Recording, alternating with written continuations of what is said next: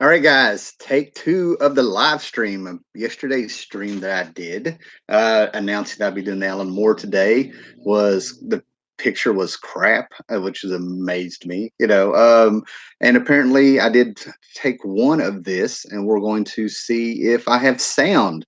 The stream I just did had no sound, and man, I was getting on a roll.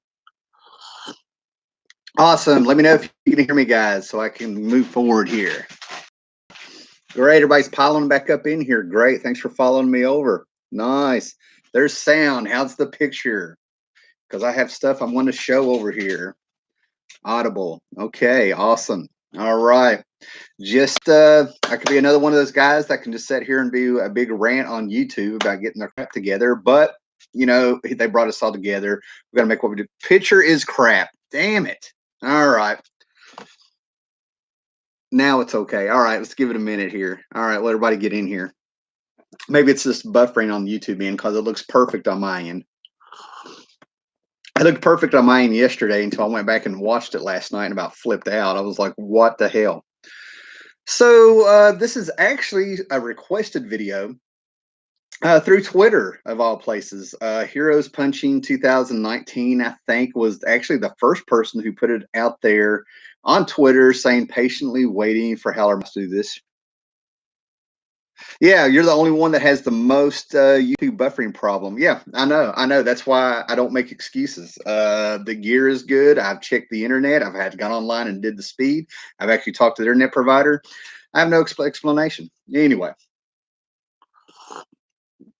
so yesterday it was about Alan Moore. Alan Moore, for the people who are stepping in, is one of those artists, right? And I did say artist because of the way the man's mind works, right? He's known as a writer, but he's a Renaissance man, right? Over the years, he's had a bit of a mystique. He came over here to the States around 83. That's when we started seeing him with the Swamp Thing.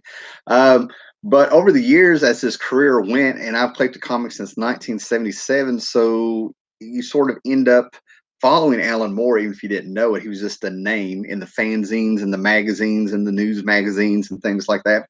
You always sort of heard about him, and there's always this mystique for him, this bohemian wizard-like mystique. And he's quite the Renaissance man. He actually can draw a little bit. He has a fantastic singing voice, which made me sort of I was like, one more thing he can do, sort of had me sort of kind of. That's when I finally might have had a little jealousy with the guy when I found out he can even sing. You can get on YouTube and find him singing in pubs and stuff. But first and foremost is that the man is a writer. That's what he's known for, and I used to do these great, big, huge introspective videos where I get in there and I give you a timeline and history, and I bring up all the things that bounce around in my head, and I'd give you little interviews and little blurbs and stuff I actually read in the magazines and stuff growing up that you just can't find online. And then I started getting mined to death and not credited for work. So we're just going to play around here. Cool. Awesome.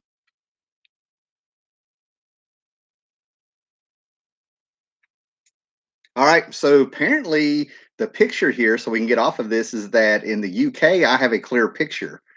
I don't know where Sequential Geek is from, but apparently he's not getting a good picture. But I've got, okay, nice. But moving on.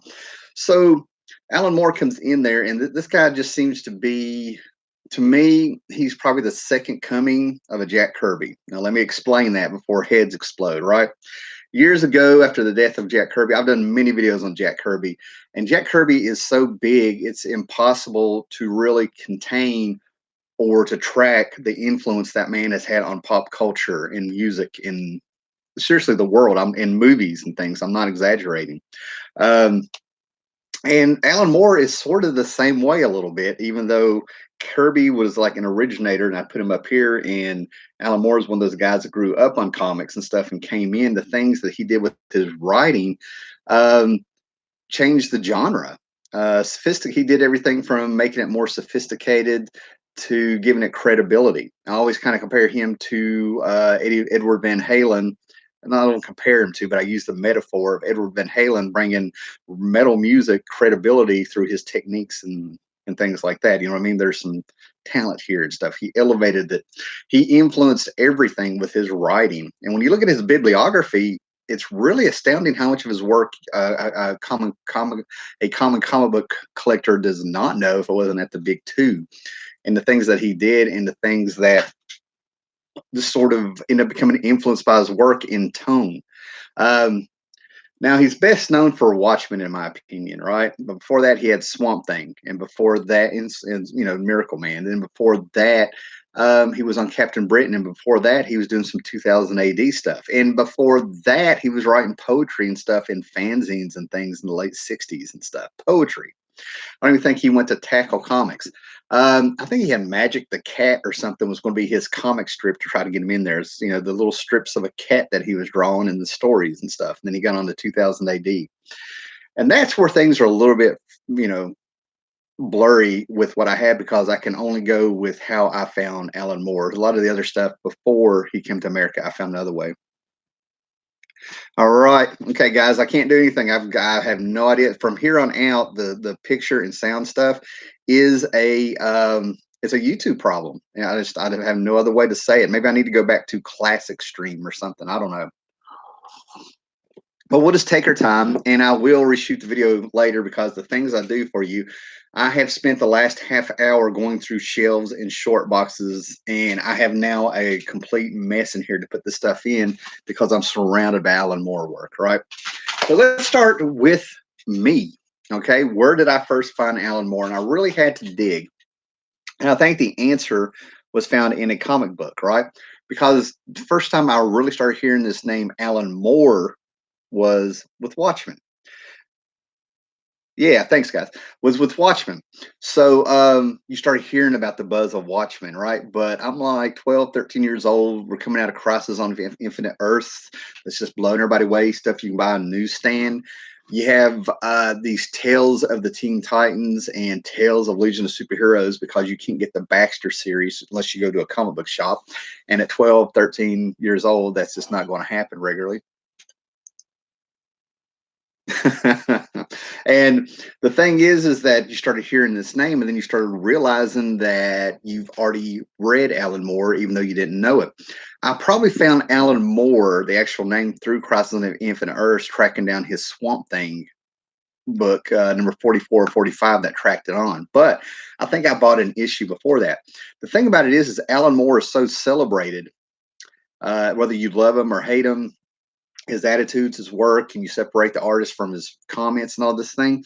But the thing about it is that Alan Moore didn't blow up like everybody thinks he did back then, right? I'm going by memory here. I'm talking about collecting back in the 80s and stuff. Alan Moore didn't blow up. Watchmen wasn't a huge hit. Swamp Thing wasn't a huge hit, even though it got people talking and was winning awards. More people heard about Swamp Thing through when you would open up the front, open up your comic book, and on the inside cover would be the Eagle Awards, and you would see, Swamp Thing by Alan Moore, Teen Titans, Wolfman Perez. You would see the awards of these mythical. You didn't even know there were awards committees out there awarding these comic books awards. You're like, what? What is this? So more people probably got through into that. But the thing that really broke Alan Moore, in my opinion, were like I said, this is the 80s, right? I'm going by memory here. What broke him was the Killing Joke of all things. The Killing Joke was the one that made Alan Moore just explode. And it turns out the Killing Joke took years to complete because Brian Boland took so long to draw it. It was actually supposed to be a pre-Crisis on Infinite Earth story, which is why they were able to mess up the Batgirl, and it wasn't supposed to be in continuity. And it's also one of Alan Moore's least favorite works of his own. He thinks he was just kind of repeating himself in it, doing the old same tricks of making the words and the pictures meet symbolically and metaphoric. To him it was just a walk in the park, a throwaway story. But that's how I remember it, is that Killing Joke was like, who's this Alan Moore? Then everybody was backing up looking for his stuff. Here we go. How did some Doctor Who strips he did some Doctor Who strips in the UK, I think, as well as 2000 AD Warrior and Swamp Thing in the US. So we'll back up there, right? So he broke with Killing Joke is how I remember it, right? You might have a different experience with your collecting. Maybe you had a friend bringing in his work, but that was the one that did it, right? So we go back to his UK work, right? Like I said, I've got tons of stuff here, right? But his UK work, I had somebody send to me. I have a few issues here. Don't get me wrong. Right. I have a few issues. I don't have the Warrior magazine with his Mr. Miracle in the stack. Oh, yeah, I do. Anyway, so I've been able to pick up some 2000 AD stuff that he did. And being a Yank over here across the pond, here's a Warrior magazine. Over here with Alan Moore's work and stuff like that, it's really a treat to find these. You know, when you find these in antique shops, and I always kind of wonder where they came from and stuff, right? Yeah, yeah. Yeah, Warriors where he did V from a Dan to first. I'm gonna talk about that. That's right here. Everybody's jumping in here, man. This is gonna be a good one, right? So he came in there, and you sort of want this stuff, right? And this is where it gets real kind of tricky with stuff. So as you start reading more Alan Moore, you kind of see his effect on other comics. Okay, you get what I'm saying? So he did some Doctor Who. He did some 2000 AD work for hire. He got the attention of a few people at Jeanette Kahn and probably Dick Giordano or somebody at DC, and they brought him over, and he got to be put on Swamp Thing. And Swamp Thing was just a run of the mill book. It wasn't anything special. If you were a fan of Swamp Thing, you were probably more of a fan of the Bernie Wrightson stuff from the 70s that you can remember because they were reprinting that stuff, you know, with what they could. Alan Moore comes in, and like I said, it wasn't a big announcement, but he got Lynn Wein, the co-creator, who was also editor on that book, who also edited a lot of early Alan Moore stuff, like Watchmen, you know, and stuff like that. Sort of gave him the blessing, like, do what you want with it, go with it. And the first thing he did was kill the Swamp Thing. The writer who was writing this book, bless his heart, just sort of had Swamp Thing on the run and evil corporation coming after him. It was molding into like cliches, which we use words tropes now of the 80s and stuff. And he ends up killing Swamp Thing. And that's the cliffhanger. You killed the hero on your first issue, right? Again, nobody was really buying this book. This is number 20, excuse me, number 20, right? Nobody was really buying that book. And he comes on there, and the very next issue, we get a real Alan Moore, right? He respectfully ties up all the loose ends for this, and then starts hitting and just destroys everything. And that's the thing about the sophistication of what Alan Moore did. Alan Moore, if anything, in my opinion, is burned more by assuming that his audience doesn't need to be spoon fed anything. They can read. They are intelligent. You know what I mean? Comics need to grow up. I think that's just the thing. When you read Alan Moore's writing, he doesn't insult your intelligence like a lot of books do today. You know, I'm gonna go ahead and call that. All right. So he comes on here, and this issue is one of the greatest issues I think to present anybody with their first Alan Moore comic. This issue is the anatomy lesson. It is considered one of the greatest comics ever written, in my opinion, and I think other people would agree. But the strange thing is Alan Moore came in here and he started writing this like an old black and white horror movie. It's called the Anatomy Lesson, and it's influenced by Anatomy of a Murder. And what he was doing is he was writing a freaking old movie. The Floronic Man, James Woodrue, is sort of doing the voiceover with this, and he's standing there real dramatically looking out of a window with the rain coming down, talking. And it was so odd the first time I got a hold of this issue and read it, which was later on after Watchmen. I heard Vincent Price's voice doing this. So from then on, I had already read the Floronic Man in the Justice League, late 190s. Secret Society's supervillain story, if you will, Justice League, Justice Society crossover, blah, blah, blah, blah. Anyway, but I get in here, and all of a sudden, ever since then, when I read the Floronic Man, I hear Vincent Price's voice. If there's one issue of Alan Moore I would ask you to read, it's this one. And I probably have 4 or 5 Alan Moore books I feel like everybody should read. There might be 1 or 2 more here, right? So Swamp Thing, however you can get it, 21 in trade or whatever you want to do, right? So where was my first Alan Moore story? Probably, not anybody asked. It's number 24. And this is because I was digging through the boxes trying to remember the first time that I knew I'd read an Alan Moore book. And it's got the very simple line of when I knew there was something very special about Alan Moore in here, right? For, you know, Swamp Thing's come down, Floronic Man's almost took over the world, the Justice League has been helpless, Swamp Thing sort of saves the day, but the heroes are still coming.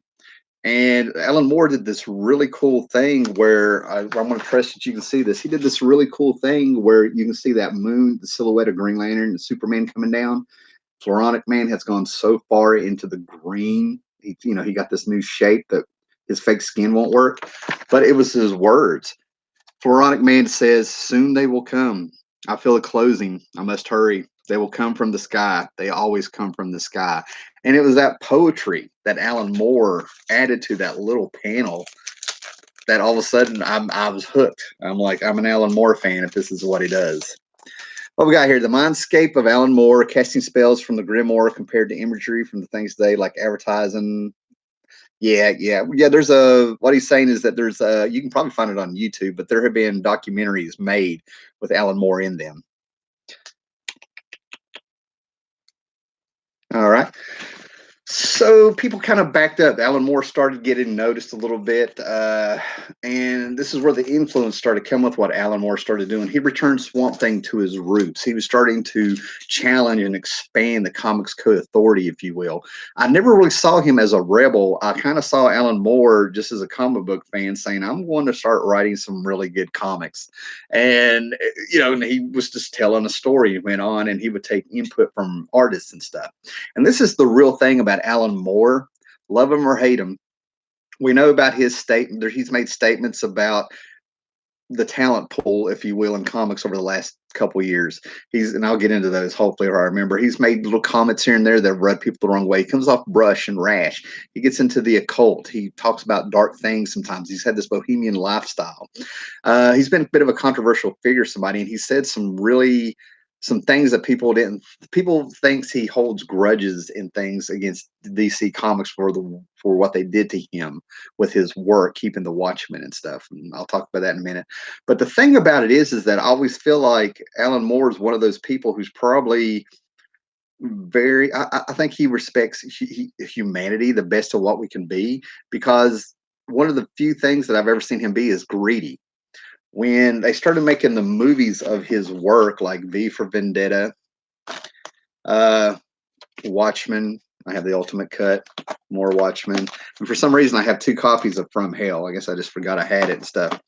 He when and League of Extraordinary Gentlemen, I don't know about that one. Might have been his first experience in there.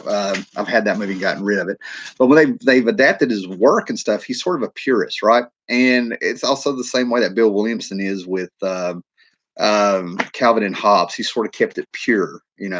So they want to he sees them in different, he actually sees comic books as a format, a medium of its own. And that's what he set out to do with Watchmen, to show everything we can do in a comic book that you can't do anywhere else and deconstruct the hero at the same time.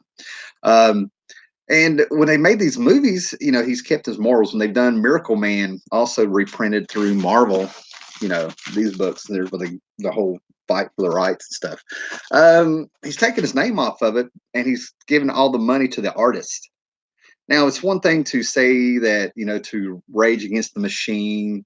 It's one thing to make it a publicity stunt, and that happens more than you think. I think of Coolio when Weird Al Yankovic redid one of his songs after he gave permission, Amish Paradise and stuff like that.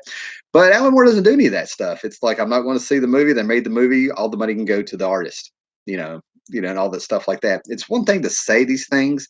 It's another thing to let the money go, put your mouth out there, actions. You know what I'm saying? Okay, William Byrd found the trade of Watchmen in a trash can in high school around '89. Loved it. Finished reading it before school the next day. That said, not a fan of his stuff overall. Okay.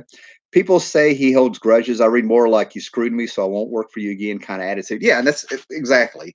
That's what I mean. He's got a long history in comics, and a lot of things have happened, right? So I had some buddies good enough to send me some trades of Alan Moore's work in 2000 AD.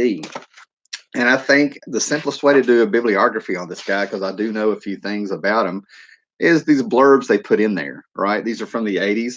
Alan Moore began work as a cartoon illustrator in 1979, switching to comic script writing during 1980.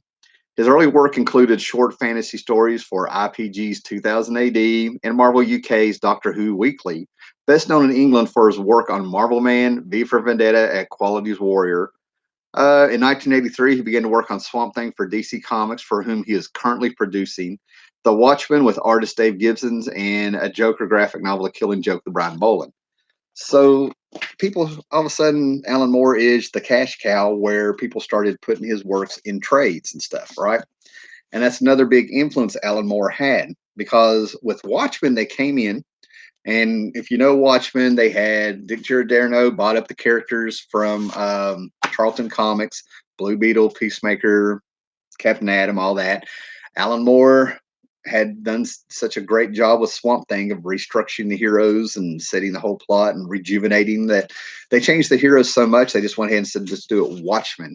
And after they got through printing Watchmen, if you will, the rights were going to go back to Alan Moore and Dave Gibbons for their work because of some of the original stuff in here, despite it being based on the Charlton characters. Well, welcome to the birth of trades finally taking off. In the 80s, late 70s or early 80s, we got to see the concept of the miniseries. That was actually a big thing of, oh my God. Then it, came a lot, 3000 came along and we got the maxi series, 12 issues. And then we get the Watchmen idea. You know what I'm saying? Brian Boland was also involved in Camelot 3000 and stuff, right? And also we start getting the trades. I think this is a first print. Now people are sharing how they found their Watchmen and stuff. Mine's no secret. Some dude had this Watchmen trade. I think it was 1988, possibly 87, maybe. Anyway, so I run to my house. I get a bunch of comics that he wants, and I come out, and it was really odd because it was sunset. Everything was sort of red. And by the time I got back to the Deskins parking lot, a grocery store, this dude in a truck is parked underneath a street lamp. It's in one of my. I've actually went to that parking lot in one of my videos, and it was a perfect cone coming down with a little bit of a mist coming up. And I walk up there and I look around, and out of my shirt, I sort of pull out my comics. He gives them to me, and he gives me the trade, and I kind of put it under my shirt, and I go home and I start reading it. It looked like a drug deal going down, and I kind of love that story, right? So I get this and I start reading it, and I'm able to start seeing how comics had changed. After this point, I blamed everything on Frank Miller's Dark Knight and the grim and grittiness that was going on. But this is the story that gave characters flaws, imperfections, clay feet and stuff, right? And Alan Moore figured that Watchmen not only would not stay in print because nothing like that had happened before, because the series, believe me, was not it wasn't selling tons and tons and tons when it was coming out, but it took off in trade form. And Rorschach was the character everybody just kind of fell in love with, and you hear a little bit of Dr. Manhattan, but all of a sudden it stayed in print. That had never happened before. And that thus the beginnings of the crumbling of Alan Moore in DC. He felt like he got screwed, as somebody had said. But this had never happened before, and DC went with it, and DC is a business. Now, Alan Moore also thought that, I don't know if this is humble or if he was hoping that he was a renaissance man here or what his mindset was.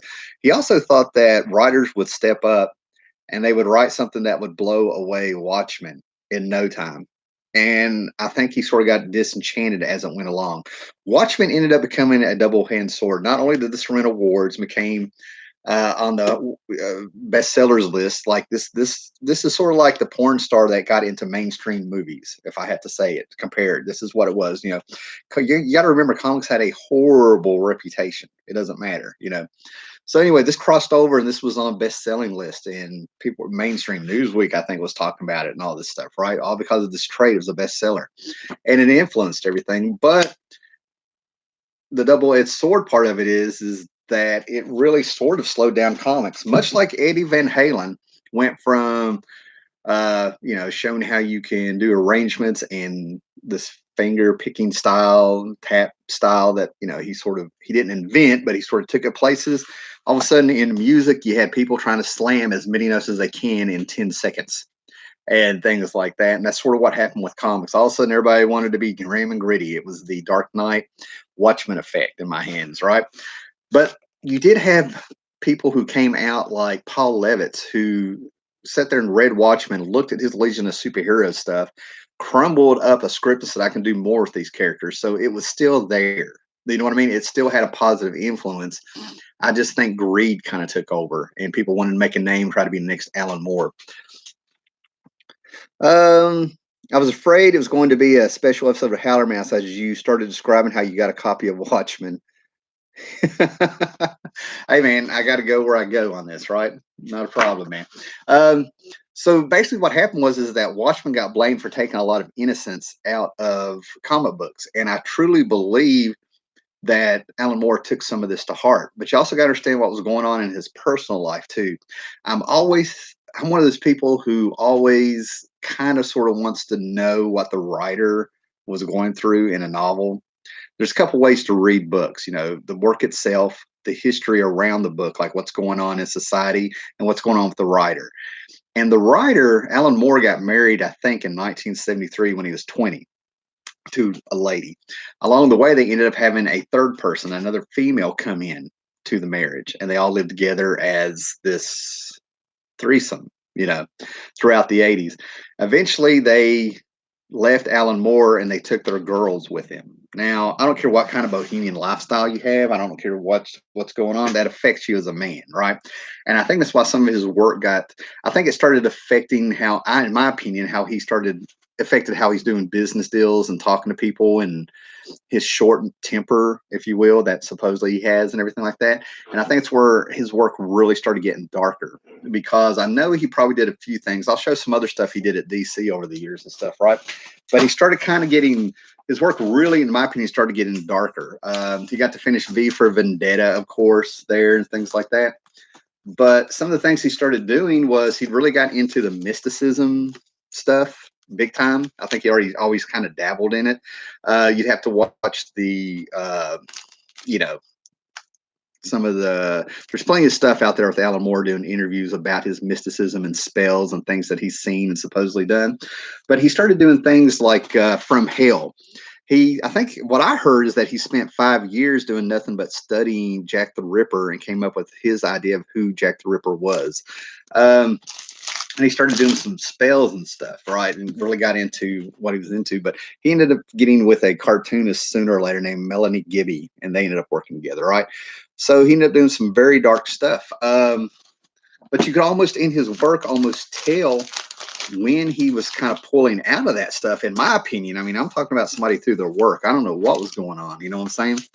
But going through the work when he ended up popping up at Image of all places in the early 90s with number 8. He would go on to write a couple miniseries with the Wildcats and Spawn in them. He did a fantastic run on Jim Lee's Wildcats that I highly recommend because it's fun. You know what I mean? But the reason he went to Image is that he loved the whole idea of going back to the 60s in his mind of the concept of like they are putting out comic books like record companies used to put out records, just throwing them out there, man, everywhere, music everywhere, and all this stuff. And he got a kick out of that. And he ended up playing around, and it's almost like you could feel him get a love for comics again through this stuff. Um, because the thing about Alan Moore is when you read his stuff, he's one of those rare guys that I always talk about, like Bernie Wrightson and Jack Kirby and things.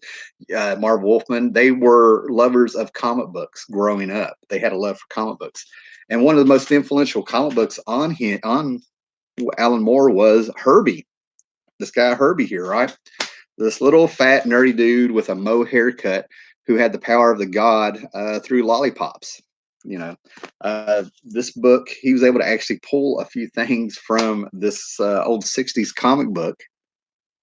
He also was a big fan of Superman back in the day too, but he was able to pull from that book, and that's where you got some, believe it or not, that character influenced Rorschach, of all things with the Ditko. I remember seeing the Who Watches the Watchmen on corner boxes of my comics as a child. Ended up not reading it until my late 20s. I would love to be able to go back and read Watchmen for the first time ever. Okay, cool. So some of the techniques we'll kind of stop there a little bit here and kind of back up a little bit with Captain with him. But some of the things that ended up happening is that all of a sudden Alan Moore ends up making statements about DC. People realized that creator rights were a thing, and Alan Moore has something to chime in there. And you started hearing these little stories how Alan Moore had met Jack Kirby back in the day, in the early 80s. And I think he'd met Stan Lee, and he actually had a few interesting things to say about both of them, which was really weird because, not weird, but some of his comments reflected what I was thinking as I was growing up through my 20s back in the 90s, going from reading these comics to putting together little stories I heard and these fanzines coming out like Wizard. Getting everything was sort of gelling and coming together where I was kind of getting a picture of the under dark side of comic books. And all of a sudden, here's Alan Moore doing interviews on Wizard and all these little things kind of popping up because people are sort of talking about From Hell, but you can't find anything. He's popped back up at Image, and everybody's like, "Oh my God, he's at Image!" And he was popping up a few other places and doing a lot of indie stuff. Um, but one of the books that came out that I highly recommend is that he would come out with these little one shots, and people were still wanting to go back and get Killing Joke. They were still talking about Killing Joke in Watchmen and stuff in the 90s.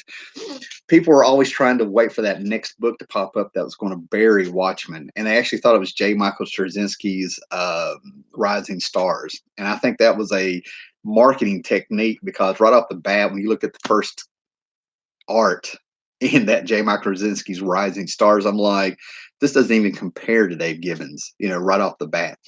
So it was always the underbelly, and people sort of actually did kind of turn on what they started blaming Watchmen for taking the innocence out of comics. And I think he took that to heart because that's where Alan Moore, where is it at? Give me a minute here, man. Yeah, that's where Alan Moore ended up coming out with America's Best Comics. This is where he ended up giving America's Best Comics, and this was his answer to returning some of that innocence. This was an apology for Watchmen. This went back to what influenced comic books. Okay, Tom Strong was your pulp characters like Doc Savage, right? He had anthology series and stuff like that, like Tomorrow's Comics that had the Fighting American in it and Johnny B. Quick and things, little magic stuff. He had the top 10, which was like Hill Street Blues meets Astro City in a way. And then he had a book called Promethea. And I'm not going to pull out the short box. I have a complete set of America's Best Comics, I think, except for one miniseries. Anyway, through Wildstorm.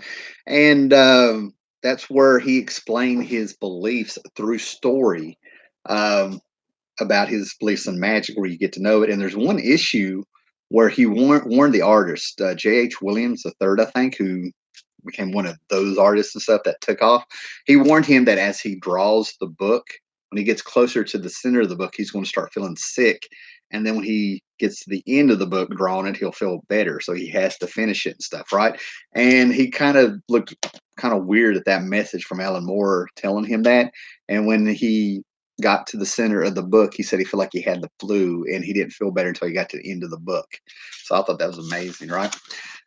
What do we got here? Okay, guys. I'm going to kind of put this together. I think we're getting to the point where we're going to kind of put together. I'm just going to kind of start showing some other books that he has. Anybody got any questions or anything you want me to go with? Because like I said, we're at the point where I'm about to just kind of start showing some books. Because technically, Alan Moore really has been active that much in the comic book community. All right, we're going to move on here, right? So one of the big things that came out of America's Best Comics was League of Extraordinary Gentlemen. And this is where still Alan Moore is influencing things, right? League of Extraordinary Gentlemen is where Alan Moore went back to the actual books that he would read, right? After doing his research on From Hell and stuff, he ended up becoming like an expert in Victoria, England, that era, right? So he kind of started there and he pulled in characters from Dracula and Quartermain and Jekyll and Hyde, and he mixed it in with H.G. Wells with the Mars attacks, and it ended up being like just a celebration of books, of set of miniseries that came out where you can go to websites and find annotations of everything that's in the background that references other books and pop culture and things outside of comics. It was just this wealth of knowledge, just like a book of nothing but like endless Easter eggs and stuff. The Invisible Man ended up getting raped by Mr. Hyde, which was just the most. It was a very It's one of those things that I can't get out of my head, because it was too late. By the time I realized what was going on, it was too late. Because he's an invisible man, you don't know what Mr. Hyde is doing with air as he's handling it around and stuff, right? He really mixed those characters and kept them there. But this also starts getting into Alan Moore as he gets older, where people could actually call out some hypocrisy. He defended himself by taking other people's characters and moving them forward in story, is what he said he did. And okay, so when DC decided to do Before Watchmen, they were going back in time to doing prequels. So by the time that we came up with Doomsday Clock, Alan Moore, in my opinion, with his own words, the bloom was off the rose for me, and I was able to just start reading Doomsday Clock without feeling weird about it because they were moving these characters forward. Alan Moore had done it. Alan Moore was actually being influenced by Philip Jose Farmer, in my opinion. Planetary came out at the same time by Warren Ellis, which was sort of doing the same thing, where they were sort of pulling from Philip Jose's Farmer's World Newton theory, where all the pulp heroes, Sherlock Holmes and Tarzan and Nero, oh my God. Anyway, all these characters are related and connected, you know. And so it was really odd to have that going on because I read Philip Jose Farmer books. Okay. The dark end of comics post Watchmen kind of remind me of Hollywood action post Matrix. They took the wrong lesson from what made it special. Yeah, and to me, Alan Moore, as dark as he can be, when he talks and stuff, and he kind of pulls you in and things like that, I still think he's a very optimistic person. I mean, I really do because he sort of has been waiting for somebody to wipe him off. It's like he knows he's influential, he knows he's Alan Moore, but he knows at the same time he's just waiting for that next person to come around the corner to blow him away. And that comes to his other influences and stuff in comics. Backing up here, I know I'm all over the place and stuff like that, but it's what he brought into comics. You ever heard of a guy named Neil Gaiman? Neil Gaiman, he told a funny story about Neil Gaiman. Neil Gaiman went to Alan Moore to ask him, how do you write a script for a comic book? And Alan Moore is the one that told him, gave him examples of how you write a comic, panel to panel, page to page, words, dialogue, and things like that. But what was so funny is Neil Gaiman had a bit of a reputation for being a bit into horror with his writing and stuff. And Alan Moore was just telling him a scene he was coming up for a comic book, and I've always imagined it in my head. It was from hell. I don't know. So he's sitting there and he's talking. He's talking to Neil Gaiman, telling him the scene. And Neil Gaiman actually got queasy, had to go outside, sit on the sidewalk, and threw up. And now Alan Moore's sitting there picking on him, going, "Oh, Neil Gaiman, big horror writer, right here, throwing up all over the street." Just he has a guy there definitely has a sense of humor and stuff. And I've always loved that story, and I believed it. The other story that we have here about the mysticism of where is it at? Where is it at? There we go. The mysticism and the weird things that Alan Moore comes up with, where you don't know if it's real or not, because Alan Moore is influenced by a lot of other writers, and I can see some of these other writers and stuff coming up with this. But this is first appearance of Hellraiser, the real first appearance. Number 25 is not the first appearance of Hellraiser, John Constantine. Hellraiser, Hellblazer, John Constantine, right? Oh God, this always gets me fucking wired up when I start talking about it. But anyway, this is the first appearance of John Constantine, right? And Alan Moore has a story where he says that he was in a pub, and I want you to think Cheers. The way he described the pub, you have to go down these steps off the street, and you're in the bottom of a building. And in the back, there's no back doors. There's one way in, one way out. And they got phones in the back and the bathrooms in the back, right? So he said he's sitting there and he's drinking, and this guy came in who looked like Sting in an overcoat with blonde hair and looked right at him and said, "You come with me. We need to talk." And he walked into down the hall into a room in the back where there's no other way out. Alan Moore sort of was like, "No way, no way." And he drank his beer and he walked back there and there was nobody there. And other people in the bar had seen that person go back there and had not come out. So Alan Moore has a way of just in a few little words, just kind of gripping you. He's such a good storyteller. He can tell you something like that to where you don't know if it's real or not. Is he messing with me? Because he sells it. What do we got here? Caliber Comics published a book called The Searchers that feels like a Leave Extraordinary Gentleman predecessor. It was an adventure series starring public domain pulp icons published in '96. And to see Tom Bagley, that could be that could have been an influence on him, because in his Tom Strong book that Alan Moore did through ABC Comics, he brought back a lot of public domain characters like Black Terror, maybe the Green Flame, the Green Lamb. I can't remember, but he had them on an alternate Earth with Tom. Oh man, Tom Strong or something like that. Anyway, they visited that Earth back and forth again. It was sort of a the cover had a Justice League tribute to it and stuff. So yeah, that's what I mean. Alan Moore is a fan of this stuff. He understands. He kind of delves into what influenced comics, what's been done. When he did Supreme, he was telling Silver Age Superman stories. You could read Supreme, which was a Rob Liefeld creation ripping off Superman. I mean, that's exactly what it was. You know, there was that was sort of the in joke, is that we're not hiding it. And he ended up telling these award winning. I think they won some awards, but those stories were fantastic. It's like, if you're a Superman fan, all you're doing is sitting here imagining what would have happened when Neil Gaiman was on there. One of the stories that I kind of thought might have been my first Alan Moore story was Whatever Happened to the Man of Tomorrow. Alan Moore got to write the last Silver Age Superman story, thanks to Crisis, before Byrne came in. And those two issues of that one, it was an issue of action and an issue of Superman, and they were fantastic. He kept the mood. He wrote a Superman story, which was actually the last story, and it ended sort of very optimistic, if you will, even though it was getting very dark and sad with what was going on in there. It was an ending and stuff. And then, like I said, this Wildstorm Spotlight #1, I've recommended this for years. This is one of my favorite single issue stories of Superman. It says Mr. Majestic, but it's the end of the universe, and only 5 or 6 creatures have survived the end of the universe. Who are the survivors? Who are they? And it gets every now and then, he gets very existential and stuff like that, but he handles it in a way where it's a fascinating read. Like, where's he going with this? And Alan Moore can be unpredictable, but Alan Moore can also rehash his own stuff. Did you like the Chris Claremont X-Men, especially in the mid 80s with Nimrod, right before if you know who Nimrod is, right before the Morlock Massacre hit and things like that? Did you like the comic Excalibur that came out with Alan Davis and stuff? Well, then that all came from the Marvel UK stuff that Alan Moore did in the 80s. This is a collected edition in it. And he actually did here first what he did to Swamp Thing. He killed the character and had the character rebuilt from his atoms and cells up, and then introduced all these characters in a whole new world in the multiverse. Alan Moore came up with the idea of Earth 616, if you like Spider-Man Far From Home, where they started numbering their Earths and stuff, right? That all came from Alan Moore.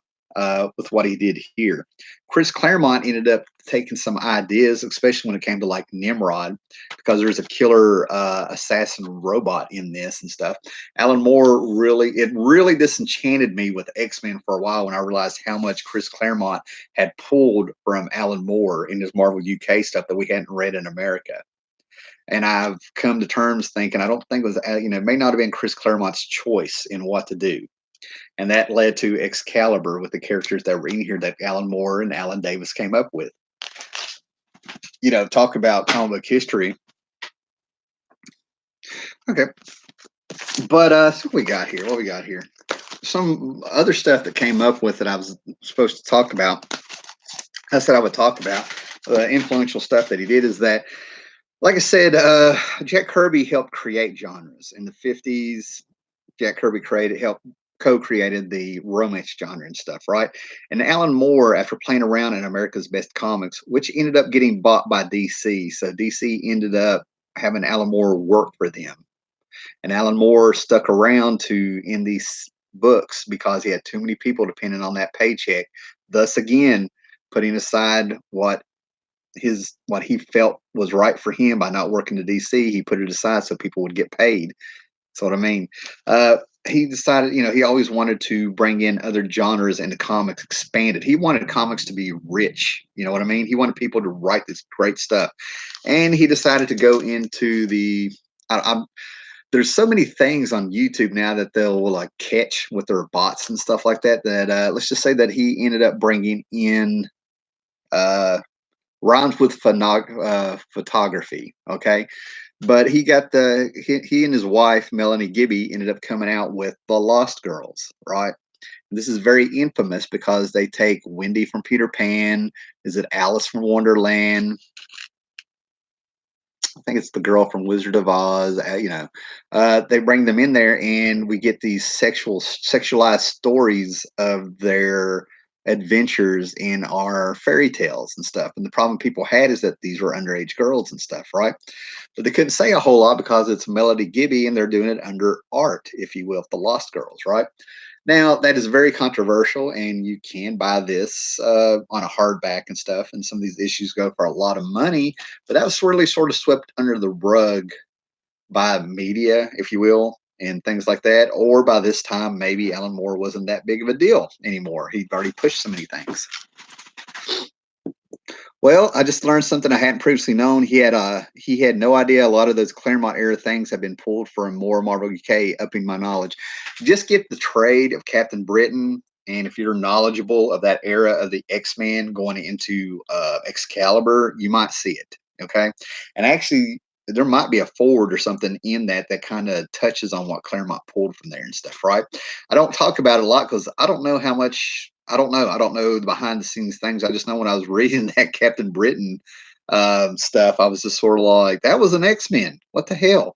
And they pulled characters over from that Captain Britain story, out of that book into the mainstream X Men stuff. So that's why I don't comment on it. Claremont may not have had a choice, or Claremont saw it and he wanted to authentically bring it over. It influences writing no matter what. That's what I'm getting at.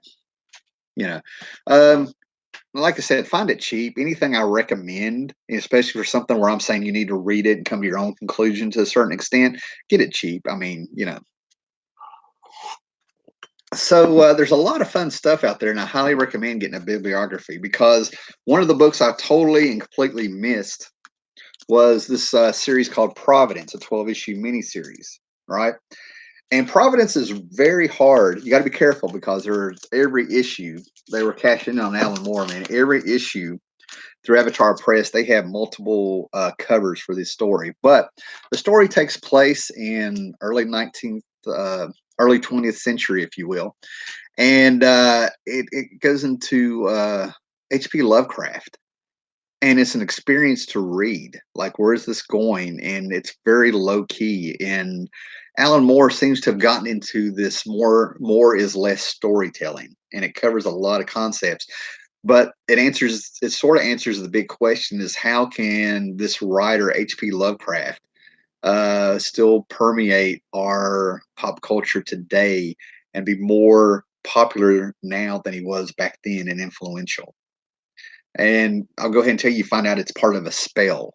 You're watching a spell happen. The whole time you're watching this book, by the time you get to the end, you realize you're watching something that's going to bring about something very bad. I mean, it's just a brilliant piece of work. It's very original. And that's one of the things, even though Alan Moore can go back and hash things out, like destroying Captain Britain, destroying Swamp Thing, then building them back up, he still has been putting out some really great things, right?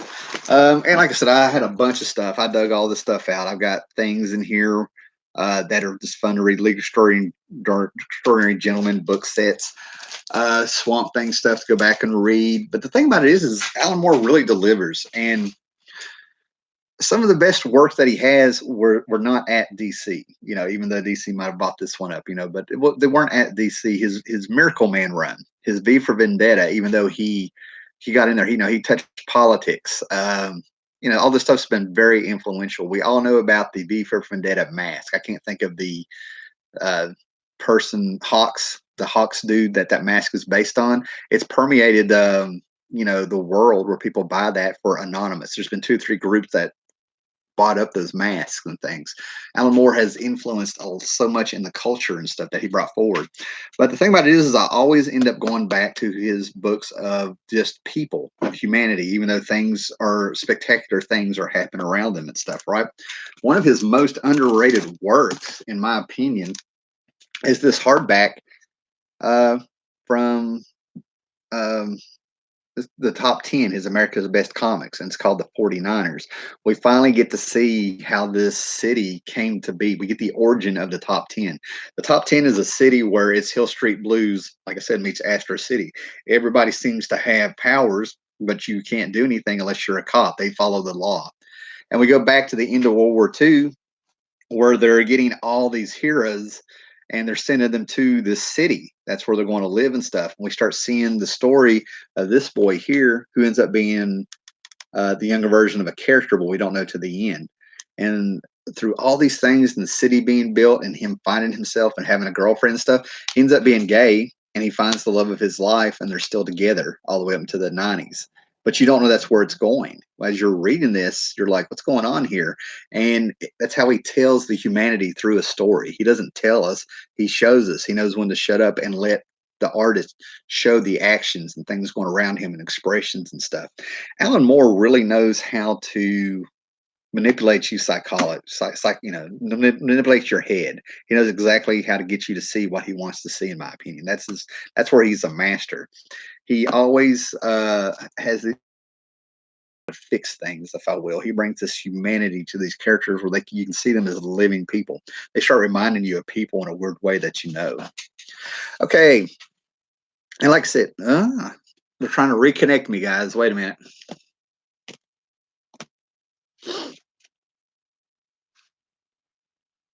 That is YouTube. All right. Okay, I guess I'm here. We got though.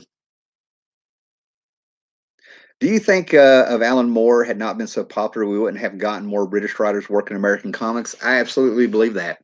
I think Alan Moore coming over here and the quality of work he put out and the books that he brought is exactly what brought Neil Gaiman, Grant Morrison, all the way up to Garth Ennis and stuff like that. That they definitely turned people on to European comics. Also, I think the people that really got into it wanted to see what they did.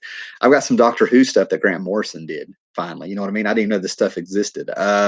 You had heavy metal over here and some underground comics that you would buy in head shops back in the day where the hippies hung out and bought their bongs and stuff like that. Right there beside of Crumb Works and things like that. So yeah, that's a very good point that I wished I could have just brought up to begin with. But yeah, that's where we got our Grant Morrison with Animal Man. And actually, I didn't pick up those English writers. I didn't pick up the first Animal Man because I'm like, oh, they're bringing another English guy over so he can take another character and make him big and make him all adult and do all these things. And that was Animal Man on Grant Morrison. Dude, I was 16 years old and young. I was wrong. I've got all that stuff. I backed up and it's just quality, great stuff. Yes, I think it was a stunt. Yes, I think that it was a wink and a nod of like we got another English guy. That's what the DC was wanting you to put out. I just don't think they knew there was people like me out there that was just sort of like I would not be manipulated. Oh, I was so young back then. I don't think anyone will notice that Alan Moore is retired at this point in his career. I don't think so either. But you also got to understand, Alan Moore said this before, and he's written a novel finally, a novel that is larger than the book It by Stephen King called Jerusalem that takes place in Northampton where he lives. If you guys have ever seen a comic book channel called Ghost Critic, he lives in Northampton, I think. And he said that he's seen Alan Moore walk around every now and then, but he won't go up. Guy Fawkes, that's it. Yes, thank you, John Jones. The Guy Fawkes mask. Okay. Okay, sequential geek is all over this. Today, though, there will be no shockwaves in Alan Moore's retirement. Can anyone counter that? There's no need to counter that. Alan Moore has, in my opinion, pretty much said everything he had to say. He made comments over the years that I do think kind of got took out of context, but Alan Moore, being a man of words and spells and understanding, I do think he could have put it in a better way. This is a writer, a master of words and stuff.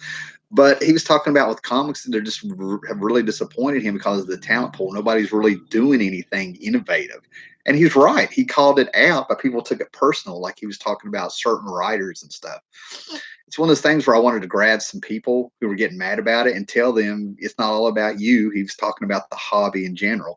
So, but he has made some statements that are just kind of out there sometimes too. I mean, just because it's Alan Moore doesn't mean there aren't things that need to be countered and stuff there, right?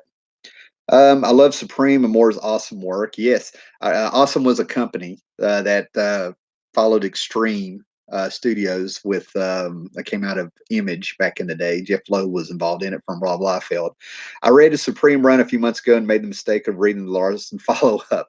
Yeah, sorry about that, man. Larson hooked everybody. He got a script of Alan Moore's that was like his last Supreme script, and he brought everybody in, and then he took over the next issue, and oh my god, it was horrible. I picked up some Time Twister collections of Moore's, and there are little snippets of Outer Limits episodes, fun stuff. Yeah, and Outer Limits was that's what I mean. Alan Moore seems to give a little nudge and stuff. At the end of the day, I think Alan Moore respects the medium of comics and wants other people to respect it the way he does because he's a Ditko fan, Mr. A. He's a sci-fi fan. He talks about Outer Limits and stuff, right? Part of Watchmen came from a plot from Outer Limits. There's even a wink and a nudge in Watchmen, if you can find it in there, to that actual episode. Uh, it's right on the tip of my tongue. I'm on a live show, man. I would be like blank on what episode it was, but luckily I've said it in other videos. But anyway, and that's the thing. Moore is just you can sit there. I think Moore would have as much fun as talking about comics and stuff as he does now. Now, the interesting thing about Alan Moore is that one of the things I think kind of led to him deciding to retire if he's really done it, is that he did League of Extraordinary Gentlemen, where he started the story like in 1919, and over 3 or 4 issues, he worked up to 2009 to where a Harry Potter like character is the Antichrist. And it was here he realized that when it comes to pop culture, he could write a story set in Victoria, England with no problem. He could do a story set in the 60s with no problem. The 80s get a little shaky, but when it comes to like today, today's times and stuff, he's completely lost and he has to look to his daughters. And he's helped his daughters, Leah Moore and stuff, sort of get a little work. And he's worked on Albion with one of a book called Albion, which was a miniseries with one of his daughters and stuff. So Alan Moore has this thing where it's like he's always kind of studying society and he studies himself and he can admit his flaws. Like, I don't know if I could write a story set in today's world. Thus Providence taking place in the early 20th century, and stuff like that. He's kind of studied and worked on his writing and his craft and doing the research and stuff to where he's kind of like made himself a man out of time, which kind of fits. And the way he's open to bohemian things and taboo things and, his magic and stuff like that. One of the things he did in From Hell I kind of like was when he got into the whole idea of, of being a medium, if you will, you know what I mean, where you can predict the future or feel things and stuff like that. But he starts out the book with a character showing how he would trick people in the 20s and stuff, how he would trick people into thinking that he was having a big spell where he's going to tell them the future by faking a seizure. Where when he catches Jack the Ripper, the guy just has enough and he just kind of goes to this door and the guy ends up admitting he's Jack the Ripper to him. Alan Moore has this ability to kind of show in a way his beliefs that we are guided by things we don't know. And some people are in tune to them and they're not. I don't know if that makes any sense, but it's an experience when you read that.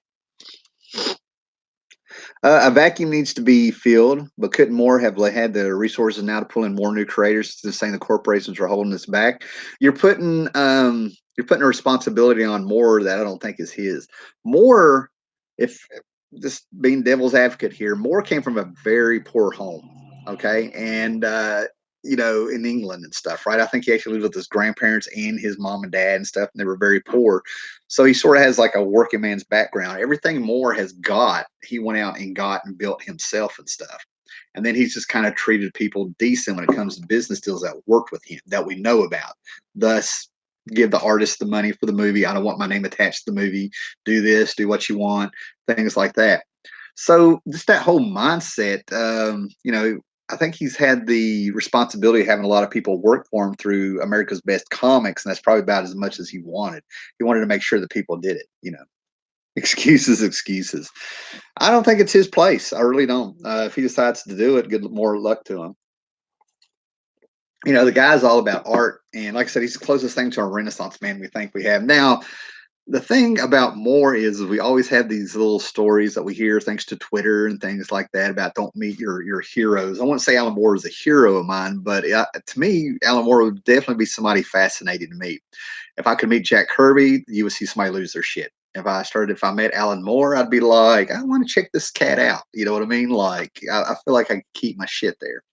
And that's something that comes through his works. You know what I mean? Like, you can tell he's a grumpy old man a bit and stuff like that when he talks and things, but he's also, to me, a man out of time that he actually put himself there. I think he took such a wild path off the beaten path, if you will, that I think it would be fascinating to talk to him and see his viewpoints of things and stuff that we see. All right, guys. Well, we're hitting at that hour mark. Thanks for like popping in here. I've got a ton of Alan Moore works I could pull out here where it influenced things. Uh, I'm going to go ahead and just pull out one more thing.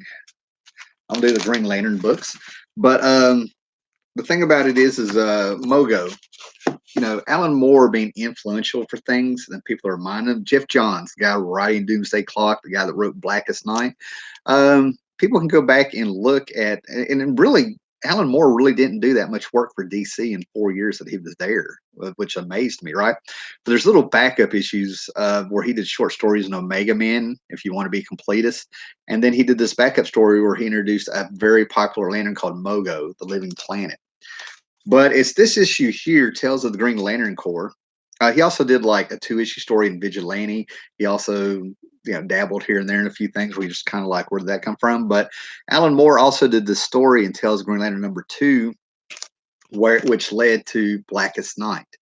Blackest Night, in my opinion, was the last great thing DC really did with a crossover like that. And again, that's kind of the reason there's things that Alan Moore has done that has influenced people that they've been able to go back and pull from his work, which is one of the reasons Alan Moore, I think, when you're into comics, has been able to kind of stay relevant. His name's been there where people can still pull from it. It's one of the things that has kept him in the zeitgeist, if you will. You know what I mean? Is that the foundation of his work is still being influenced. People are still talking about Watchmen. 35 years later, we're still talking about Watchmen. Well, 30, 34, whatever. It came out in 86. Yeah, I think he'd be very good. So, guys, I hope, like I said, I kind of gave you a heads up. I'm just going to shoot from the hip, talk about things. This may not have been a spectacular, overall, amazing Alan Moore thing, but I think it's enough there to where people can dig, people can maybe look up some of this stuff that he's done outside of mainstream comics. Um, his more the biggest thing that, like I said, is that this seems like the guy had morals. He had a code of honor for himself. He wouldn't work for Marvel because they sued him and made them change Marvel Man's name to Miracle Man. Then they end up buying the rights and publishing it and crediting him as the writer after he said he didn't want anything to do with it. The guy's turned down a lot of money, and you can go by what he said and what he's done, and they're two very different things. But he's always seems like he's always stood by his code of honor, and he's always treated people that worked with him as much respect as they can. I guess you know what I mean, money wise, and I think that's a big, huge thing. So this is a guy that's definitely had a legacy. Like I said, I would put this guy like right underneath Jack Kirby being influential and innovative in the stuff that he's done. But I also think he's a man of his era, and I think there's a lot of people in the business that are very envious of him and stuff. I could pull out books over here. I got a book right here, Planetary, that makes me think Warren Ellis may or may not have had a huge problem with him. And I can definitely say yes or no to that one because I've seen some things Warren Ellis has had to say before and some things he's pulled in his books before, to where there's a lot of envy and stuff. So I think with Alan Moore, it's a combination of jealousy in the industry, a combination of being a little bit out of touch, a little out of time, and not expressing himself well, with a little bit of like, I'm just an old asshole out there too. I can separate him from all that stuff and look at his work and look at his actions when it comes to money and creators and things like that, and movie money and things like that. And I think overall, it's a very, I think he's left a wonderful legacy with a lot of great examples on humanity and how to treat humanity just in comics, in closing, if you will, right? Which is kind of wild when you think about all the darkness in his books and, the horror, the darkness, the virile stuff that's in there, and the versa, and how he could write anything from comedy to sci-fi to horror. It's very interesting. Very interesting. So Alan Moore is one of those people where I think you could take a chance with anything on his name. And if you don't like it, you're not gonna be able to say that it sucks. You'd never want to buy anything of his own ever again, I think. What we got here?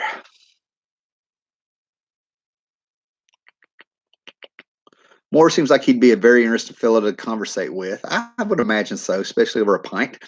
I think it was a good discussion. Thank you. Hey, appreciate it. I learned some stuff, which I always dig. Thank you, man. And I'll look into his Marvel UK works. Yeah, he's like Bigfoot.